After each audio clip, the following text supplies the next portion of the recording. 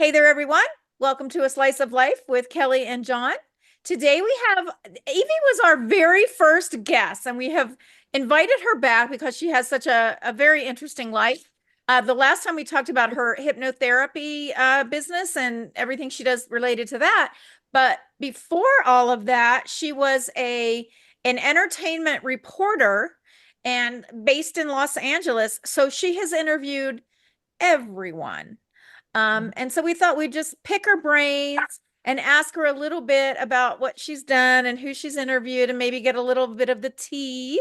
And let's start with Val Kilmer, who we recently lost. He just passed away, and Evie had the pleasure of interviewing him. So, what can you tell us about Val Kilmer? What was the project that he was on? It was in 1997, and I have to tell you, I started in 1992 to be a Hollywood reporter. In the first year, I was not allowed to do celebrity interviews. That came in 1993. And Val Kilmer, I interviewed only once in 1997 for the movie The Saint. Oh, It was with Elizabeth Shue, and he really changed gears because it was an action movie, but still it was a spy movie and Mhm. all kinds of. And he played a thief. So yeah, he changed gears, and after that movie, he was the lead. But then afterwards, he became more and more of a character actor. He like in Tombstone, he let Kurt Russell lead, or in Top Gun, it was Tom Cruise, and then more and more he was in the background. When I interviewed him, he was extremely nice, was in very good mood, and I think he liked the movie. I liked the movie, so we didn't have a problem. But I was told that he's extremely difficult, and I was prepared, for some uh, unpleasant moments and experiences, and I didn't have it at all. I have to say that I was for sure not the best interviewer in town, but I'm charming and I'm uh, disarming, and I like harmony. So I was never, giving my interviewees a hard time. In return, there were people who wanted to give me a hard time, but you can, with experience, you learn how to circumvent that. huh. And so where were your interviews published? Were they published in writing or were they video? Well, until 2013, I think, was only print for me. And then I ventured out into video interviews. They were set up at the studios with movie cameras, but they were on our. I worked for an Austrian publishing house. I worked for the biggest publishing house in Austria. That's for American standards, the village paper, but Yeah. no, it was big. We started out in 1992, and I can tell you how I got the job because that's a story if you're interested, Yeah. or only in Val Kilmer. Oh no, you could tell us about you how you got the job. Other Yeah. people have to start jobs too. Yeah. Okay, so other people just do it like I did it, and I got the job. I was an actress in Austria, and a well-known actress actually. And this publishing house, it started out with one magazine, and it was like Time magazine at the time. They had the political part and sports even, and then entertainment, and that's where I came in.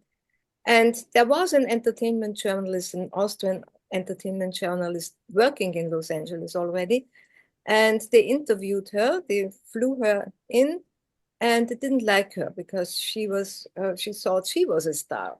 Mhm. And that's not good for a reporter, you know. And so they said, who else is there? And somebody mentioned my name, and the boss said, oh no, she's an actress. If she gets a job, she will be gone. But 30 years later, I didn't get the big movie, and I was never gone, and I never missed the deadline, nothing. So 30 years. So but the boss was very apprehensive about me, and he said, Evie, if you bring me an interview with Jack Nicholson, you are hired. Okay. Oh, Jack Nicholson famously doesn't give interviews, you know. So I sat there and I said, well, this is over. What can I do? Uh, I cannot even try. But on that very night, I was a member and still am a member of the Screen Actors Guild. And there was a workshop, the actors agent relationships. And I thought, okay, I go. And I sat in the first row, and in walked, of all people, no. Jack Nicholson's agent. Ah, okay. There were other people, other agents supposed to be there, but it was only Sandy. And Sandy Pressler. And Sandy asked question, and I'm here. You know, he wanted us to ask questions, and I raised my hand every time. I didn't even know what to ask, but I wanted him to recognize me. And afterwards, I went to him and I told him what was going on. And I said, I know Mr. Nicholson doesn't give any interviews, so what are we going to do? And he looked long and deep, and he said, here is my direct line. Call me tomorrow. I let the secretary know that you will call. Okay, so I called. And he said, give me, I think it was 30 or 35 questions from Mr. Nicholson, and we will see what we can do. He sent it back. I mean, we know how these things happen. Jack Nicholson never knew that this Austrian girl wanted to, you know, to interview him. But they answered most of the questions. I sent this interview, which was not a mock interview. It was really, it came on the letter, not letterhead, but on the email address from Sandy. And I sent it to Austria and Wow. hired.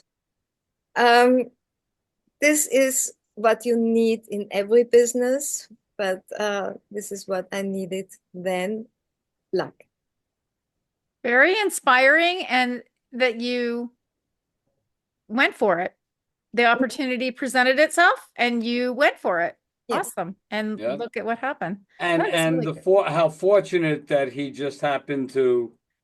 Yeah, Yeah. serendipity. Yes, Yeah. that's a But so, big part of it. sometimes those things happen. It's like life unfolds. You have talked about this. I feel like sometimes we're creating our own reality, and sometimes some things are just, meant to be. Things line Yeah. up, whatever, however you want to describe it, whatever. Yeah. It sounds like that was one of those things. Yeah. So Who awesome. was your most memorable interview? Well, you have to be a little bit more precise because Okay, after let's say somebody that you didn't maybe you didn't like the actor. It wasn't one of your favorite actors, or it wasn't a movie that you actually enjoyed, but then you wound up interviewing this person, and it was Maybe they changed your mind about them. yeah, Maybe it's someone that yeah. had a bad reputation, and then you interviewed him and you thought, oh, well, kind of like you said that about Val Kilmer, that yeah, thought about he was going to be Kilmer difficult. was really nice and answered questions and was charming. Definitely. And I heard about his illness, and I want to go back to Val really quick. If an actor loses his voice, for Yeah. heavens. Yeah, that's horrific. That's terrible. I mean, an actor losing his voice is just terrible. Then yeah, it's like losing your Terrible. life. You're well, and I read that he had been bedfast for 2 years, the past Yeah, 2 years before he died. So how horrible, just awful. yeah. What a shame. And he was such a Okay. great actor. Great Oh, actor. yes, yeah, Yeah. one of the best. So Well, who? Oh, okay. So then, Yeah. so who So was I your? answered the question. Oh, sorry, Kelly. Were you going to ask something? no, I was going to just elaborate on what you were asking because I want to know too. Okay.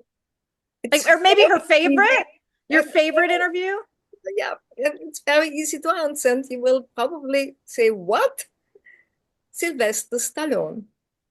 Ah, okay. Okay. Sylvester Stallone is the best interview partner on the planet. Okay. Why? Here is so I interviewed him in 1993 for the first time for the movie Cliffhanger, which is still my favorite Good Sylvester movie. Stallone movie. And also, we were told no personal questions and this and that.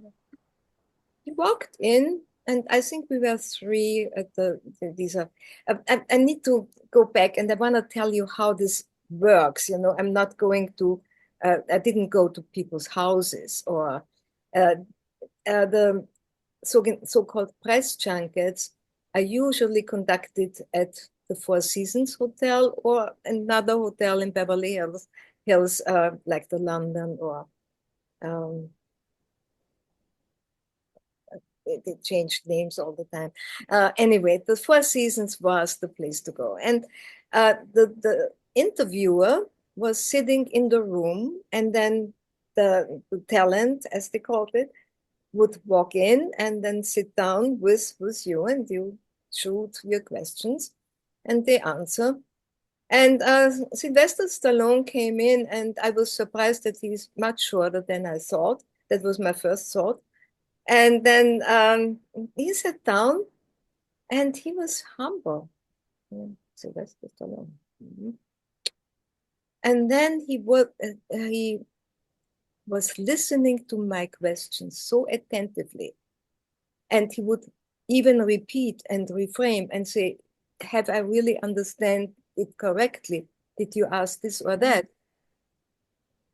Unbelievable um, dedication to to the other person, to his, of course, he was smart enough to know that I will write whatever he says and whatever observation I'm making, at the time we are interviewing.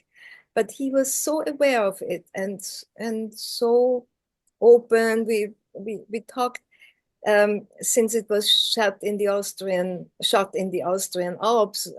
We talked about the Dolomites, about Uh-huh.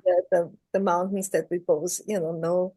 And but not only that, he would throw in very nice comments about the people there, and so he gave me meat. And for a beginner, you cannot ask for more.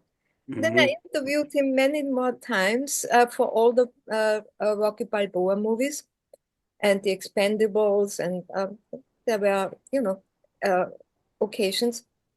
And he was very passionate about the human growth hormone, and that was dangerous to talk so much about it and promote it. And got I don't know if he was arrested, but he got caught on the border when he brought it in, and Oh, and all kinds of troubles. But he wanted to help people with the aging process, and he was so sure about the fact that this would help us. And I can only say really, really good things about him. Oh, I have to that's say, great. I have a Sylvester Stallone story that backs up what you're saying.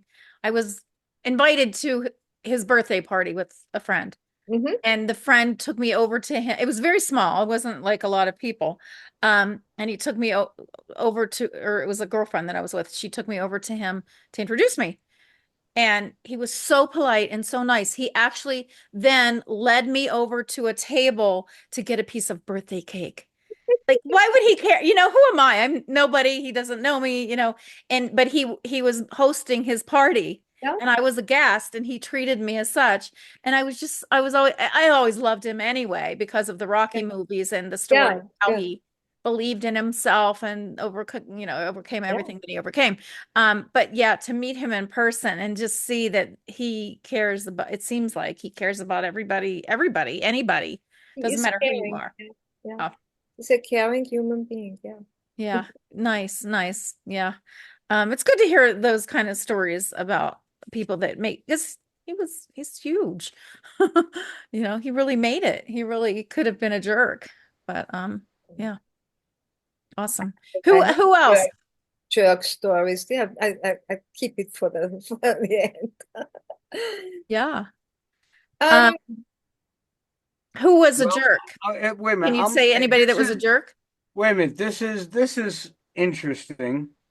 I'm looking at her list of favorites, Oh, and Sylvester Stallone isn't on her list of favorites. um, I did That's that interesting. last night, and you got him. There's it's so many. You my Yeah, gave me a yeah, few. You there told are. me a There are few. There's good. like ask huge him. everybody, like the hugest people. Um, but you did tell me one of them was not very nice. Yeah. Are you gonna share? Yep. Who? I'm not afraid. And if he happens to listen, I hope it teaches him a lesson. That was Tommy Lee Jones. He was really, we were all afraid of him. He got people, women usually to cry. Hmm. He was uh, correcting every question that this is not right and this is not right. Would never answer anything. He was absolutely unpleasant and mean. And I was in a group of three. It was a Spanish a female journalist and a Mexican guy, a journalist, and me.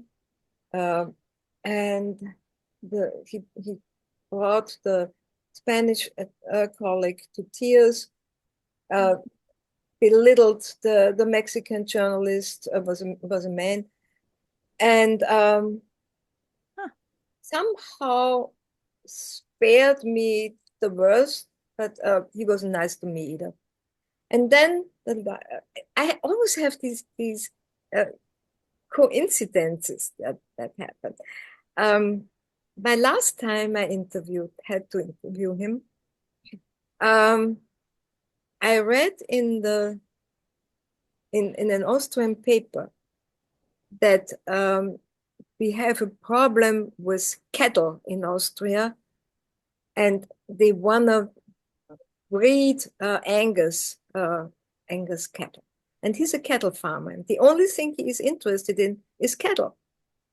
So I asked him that he doesn't want to talk about movies. I think he makes the movies to make money and make people miserable. And cattle is his thing. And I told him that I read that and what does he think about breeding Angus cattle in Austria? Wow!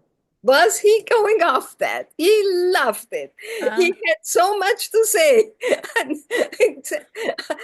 You have to write this, and this is what they need to do, and of course he wanted to get business there. He, so he, you found his thing, yeah, and this Yeah, cattle. yeah. moment Yeah. Oh wow. I wrote all about it, and I don't know if the cattle farmers approached him or not, but he said it. Wow. Yeah, that's really interesting and something you wouldn't normally know about Tommy Lee Jones. And yeah, it sounds like he probably does just act for the money and he doesn't love it. Because when you like something, you're nice. Yeah, When yeah, you're happy, you're nice. And when you're not happy, sometimes people are just really grumpy. Just everything irritates them. So it sounds like that's the case. I mean, Um, yeah. how can you be, first of all, in that industry, and making certainly that kind of money that he gets? How can you not be happy or not enjoy what you're doing? Well, money isn't everything. And after a certain point, I got that, but then do something yeah, else. don't do it anymore. That's what I would say. Don't do it. You made enough and then, but maybe it supports his cattle business. I guess. Yeah. Uh-huh. Yeah, I know. I agree with you on that, John. Like, if you're that miserable, why would you keep doing it? Hmm. After you've made us enough money. I mean, you had to have had enough money. Um, I don't know. I don't know. Well, who else? Who else have you interviewed that would be interesting and fascinating and Okay, fun? let's talk about the comedians. Okay. Are Matt, they all drunks? No? Okay. you know what? Only Tom Sizemore was Who? fall down drunk, and I Who? think he died in the meantime. Well, Tom Sizemore. Yeah, Oh, Yeah, he had a he led a pretty rough life, yeah. he was a partier though, right? big time. Yeah. Yeah. So he was drunk, but other than that, no. But Who the else? comedians are funny. My first interview was Leslie Nielsen in All 1993 right. for Naked Gun. There's a Naked Naked Guns, yeah. Gun. You're holding it. No, for Naked Gun. And that was already Naked Gun 3033 or something like that. And I knew him from what was it, Airplane? Mhm. Right. Yeah, Yeah, yeah. yeah, and I knew him from another movie where he was just a dramatic actor, and he was then 67, and he was really so good looking for his age and everything. He had this white hair, he was tall, he was like elegant, and everything. You would uh, Yeah, actually, Airplane just gave him a new start in his career and with an entirely new audience. Because the audience, we certainly didn't dig him in his more serious Who's roles younger? Yeah. in those old black and white and right. early color movies. But once he made Airplane, and then the Naked Gun, and Naked Gun was also a TV series for a while too. Yeah. And that, yeah, that opened up a whole door for people like him and Lloyd Bridges, Hmm. uh, Yeah. who was also in that, and Robert Stack. Airplane had Yeah. all of those, Chuck Connors, Yeah. all of those old actors. All of it. I shouldn't say No, that. no, But all but of those they were old really, non-genre yeah. actors Yeah. that they in this movie. And then Airplane 2 even had like William Shatner and other people like that in there. Sonny Bono, Yeah. all of the yeah, okay. Even the first one, Airplane, boy, I hope I get it right. Even had the woman who played Beaver's mother in it, if I'm not mistaken. Anyway, those movies opened up careers for a lot of people, and then the Police Academy ones also. George, the big heavy guy. Uh, he was Leslie Nielsen's partner in Mm. it, and I forget that. And OJ, Yeah, no, Oche was in it. OJ was in I was all I of them. wanted just talking. I wanted to just talk about that. Okay, oh, okay, Let OJ. me go back to Leslie Nielsen. He was really very graceful when he walked in, and then I think I opened up with this stupid question: Is this really the last of the Naked Gun movies? And what do you want the audience to take away from it if it's the last, really? And blah blah blah blah blah. And he was looking at me. And then I realized he was doing something with his ears, and then he did something with his eyes, and then he looked this and that. And he was so funny that we laughed and laughed and laughed. It was the funniest moment I had in years. And then I came home and I rewound my tape. And guess what? What? You That was forgot to erase, you nothing forgot to funny. record it. No, no, no, no, no, I did not. But there was nothing but laughter. Oh, Oh. There was nothing. I didn't even get to another question. Aw. He didn't answer anything. He was just doing this whole shtick, with his physical comedy Entertaining and you. everything, entertaining me. And then our time was over, and then Priscilla Presley came in, and I was briefed by the um, publicist about not to talk about Elvis. her facelift. Oh, her facelift, really? And of course, not to talk about Elvis, And Priscilla, what do you ask her about Naked Gun? It was Well, I mean, she was pretty cool. actually again also or that movie she was in a couple of those movies because she played his love interest. Mhm. Um, that really opened up a career for her because she really had nothing other Yeah, than but when you being ask her, hey, you had nothing. Oh. Well, no, she right. was in one Can't of do those that. night Dallas or something, wasn't she? No. One of those nighttime soap Oh, operas. okay. Was Yeah. she? Yeah. I don't remember her from there, but Yeah. I don't know if it was Dallas or Knots Landing or I don't know, one of those. Falcon Crest or something Maybe like that. Falcon Crest. oh, Yeah. But really, I didn't Yeah. I didn't know that. Okay. Hmm. I think so. And Um, then who was the other one? Anna Nicole Smith. yeah, Uh, was in there, and we waited for her. She did not come, and OJ didn't come either. oh no. That happened a lot, that people just didn't show up. If they, OJ, maybe I could have asked. did you do it? Oh, was it No. before or Well, after? yeah, No, it this was was it was way before. before. Yeah, I was gonna say it No, had to it be way was three before. months before. It was not way before. Yeah. Oh, okay. Um, wow. Yeah. Anyway. Well, So then the, anyway, the, the, the other the other comedian you probably wanna hear about is Robin Williams. Oh. Oh, Robin Williams, I interviewed for Mrs. Doubtfire. It's the first time. And of course, I mean, this is a classic, a brilliant, brilliant performance, brilliant movie. And that was easy to ask him about. He had three kids at the time, and the references, to his kids, and you could really feel there was a depth in his performance that had to do with his own kids. So imagine, what would he do if he could not see them? And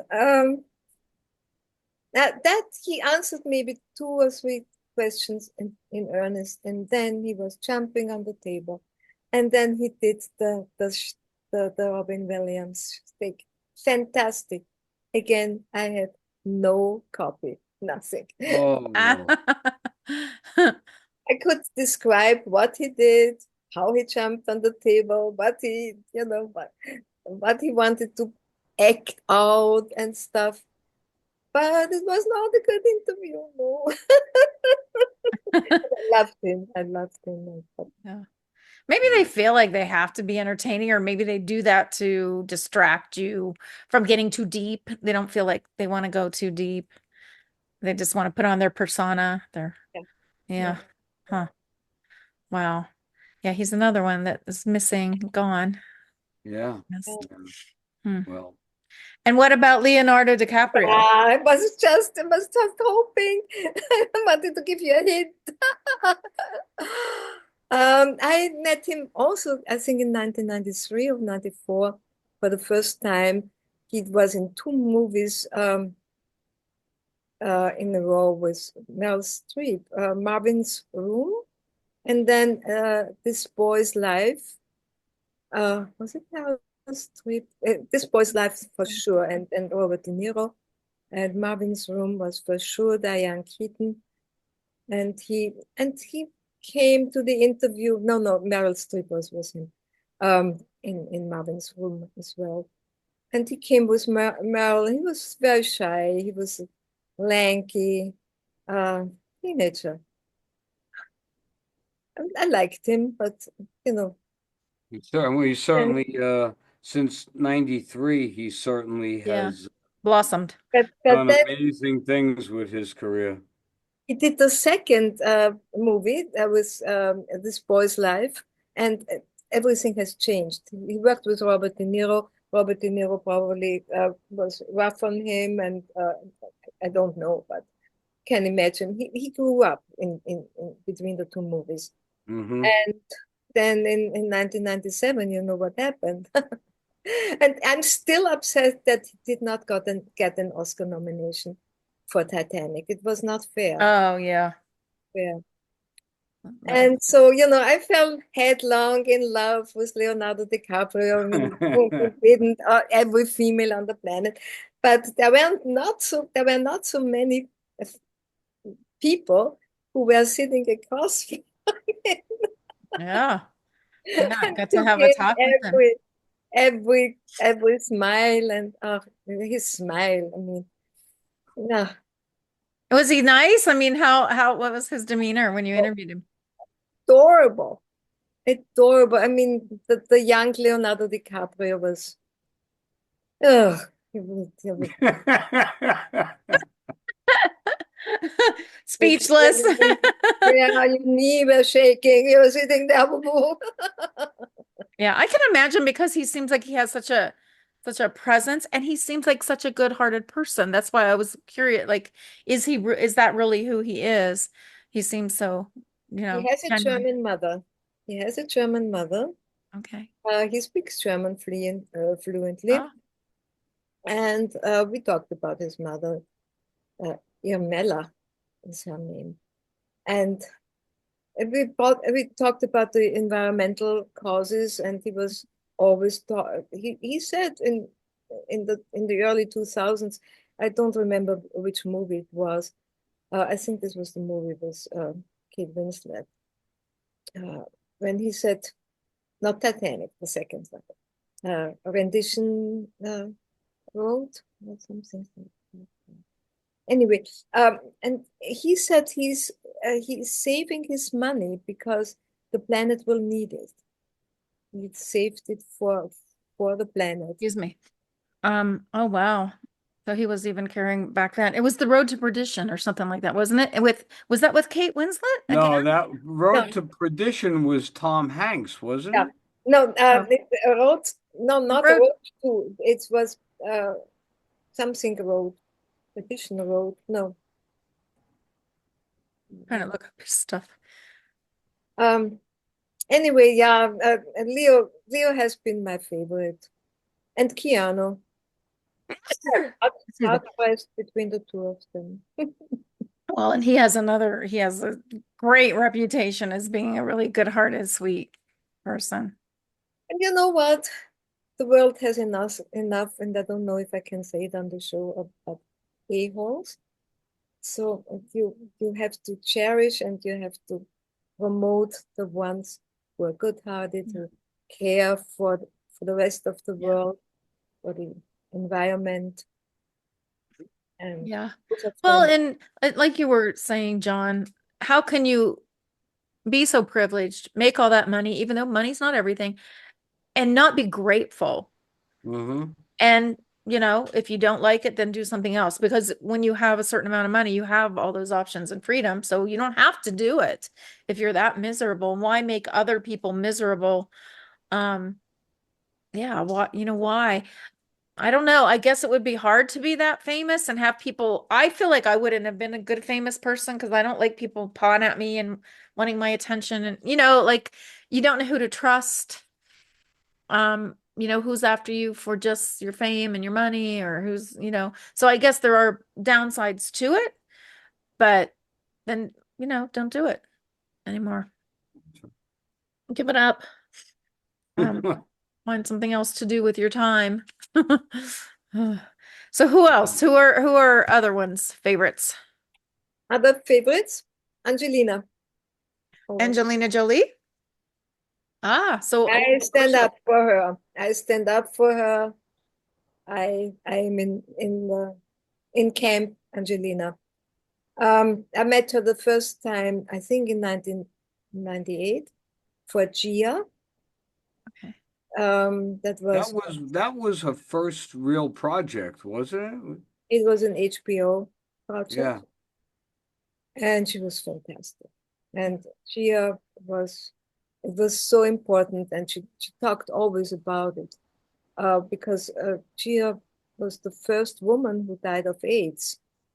And we didn't think that women could die of AIDS. So that happened to her. And Angelina was always in every interview an activist in some way. And I like that. I Mhm. like that when people have a passion for a passion project and the passion for something that's something else than Yeah. uh, the newest, what does the newest handbag look like? Yeah. She seems like she's got a lot of depth and Yeah, she recognizes her privilege and wants to give it back. And I feel like there's a lot of famous people that I do that. even not even famous, but they could be a character actor or whatever. They got lucky. They know how lucky they are because Yeah, there's so much talent in Hollywood, so many people that never get that chance, and they're just as good as all the other ones. So I think that yeah, community of people, if you make it, there's luck on your side and you feel Yeah. grateful and gracious, other than, people that just make their money from investing or something. And they work really hard to get there too. You really have to work hard and give yeah. up a lot They of have things. to take so much Yeah. chagrin. But in 2005, she did Mr. and Mrs. Smith, and We know about that. you know about that, and What I tell happened? you what happened to us. Um, it was at the Four Seasons, at the press junket, and they didn't let us in.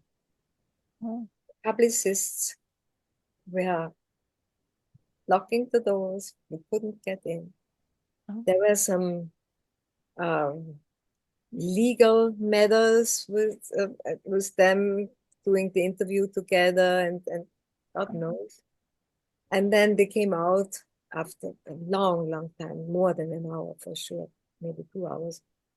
And they had everybody sign an affidavit, and then only a few interviews were allowed in. I was one of them. And then they were sitting not next to each other, across. Yeah, well, you could feel it. You could you knew they they will be together. Uh, no matter how many affidavits we are going to sign, you know. And Wow. the the interviews were about the guns and how they learned how to. I think I didn't even ask anything at the press conference. So many, not, well, I wish somebody would do some kind of, wait a minute, we just, hold on. I just have to let my dog out. Oh yeah. okay. Because Mhm. Kelly's picture just changed, down, it Yeah. went down. But, uh, how many married couples make movies together that are not successful? Like Kim Basinger and Alec Baldwin. J Lo and Ben Affleck. Kim Yes, Basinger, and Kim Basinger and Alec Baldwin when Alec they were married. Baldwin. So, Yeah, they just bad. It's a bad combination when married couples work together in films. Uh, yeah. but uh, but Yeah, that and she was always forthcoming, honest. And then I think she's really the most beautiful. You know what? I haven't seen her in anything in quite a while. Well, Maria Callas movie in 2024. I It was, guess it the was Maria Callas movie was not really for me. I know, but that was a huge accomplishment. I guess. She learned how to sing and all the mannerisms of Maria Callas, and Right. Okay. but she I'll was take too your word for it. beautiful. She was too beautiful for the role. Maria Callas was not beautiful. That was No, she was not. but I But she didn't was see bigger it. than Did she life. sing in it? Yeah, Did yeah, she sang. Was she good? Um, well, the movie was the best when they played the real Maria Callas Okay. singing. That was the best in the movie. The movie was you could really, for me it was, and John, you probably know what I talk about. Um, it was the screenplay was by the numbers, you know. You knew exactly what's next, what was going to happen next? Yeah. and No surprises. which scenario, and then they had the Paris as a background, and you cannot go wrong with Paris as a Yeah. background. But no, it angers me almost because it did not really pay justice to Maria Callas' genius. So Evie, are you still doing these interviews? No, I stopped in 2017 and I became a hypnotherapist. Ah, And and we and know that about leads that. right back into Yeah, we our did a show with that. our first interview. Well, Yeah. we loved having you on, and we loved having you on then and now to talk Yeah. about these stories. Yeah. So thank you very, very much. Yeah. Come back and if you think of some more things, more stories, and whatever you're doing Absolutely. in the future, we're here and we love to visit with you, Evie. You are a delight. Absolutely. Thank you. Thank you. Okay. Thank you. Thank you. Thank you. Bye-bye. Take care. Bye. Bye. All views expressed in this video belong to Kelly Nicholson, John D'Amore, and guests. These discussions do not represent the opinions of any entity whatsoever with which they have been affiliated now or will be in the future. The opinions expressed are solely theirs, and since they are critically thinking human beings, these views are subject to change, subject to revision, and subject to rethinking at any time. These conversations are not meant to be taken as advice and are only for the purpose of entertainment. All statements may be based on hearsay and not necessarily valid proof of any claims in this video. It is not our intention to teach or advise on any topic. Unless otherwise noted, all photos are public domain. Thanks for watching A Slice of Life with Kelly and John.